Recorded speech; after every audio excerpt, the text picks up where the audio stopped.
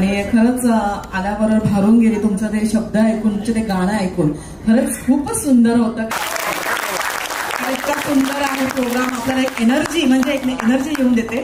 आम्ही कार्यक्रमामध्ये जातो पण असं एवढं कार्यक्रम पण अशी मजा घेत नाही. ही वेगळीच मजा मिळाली हो. असं म्हणजे असं प्रेम मिळणं, एकत्र नवरा बायकोनी येणं खरंच खूप छान. आणि इतकं सुंदर त्याने उदाहरण, छान छान उदाहरण दिले. मी यांना सारखी उठवते, चला नाचूया दोघे एकत्र, चला नाचू एकत्र. हल्लीच नाही नाचलं, शेवटपर्यंत उठले नाही. पण तुम्ही ती इच्छा पूर्ण केली, खरंच मनापासून धन्यवाद.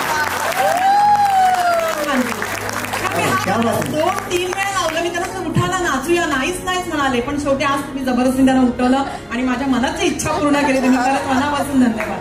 कारण इतकं सुंदर वाटलं. असं मिठीमध्ये, नवऱ्याच्या मिठीमध्ये कार्यक्रमामध्ये फर्स्ट टाइम आले एवढ्या मोठ्या कार्यक्रमामध्ये. एनर्जी मिळते हो त्याच्याने. आणि मुलांना तर मी नक्कीच रोज मारणार आता. सकाळी उठली का मुलांना एक झपटी देणार. कारण खरंच आपल्याला हे आयुष्यामध्ये कुठेतरी करायलाच पाहिजे. सगळं म्हणजे बाजूला राहतं. आपण जेवढं कमवतो, जेवढं करतो हे सगळं बाजू, पण हे प्रेम आपण कधी देत नाही. एवढा वेळ नसतो आपल्याकडे.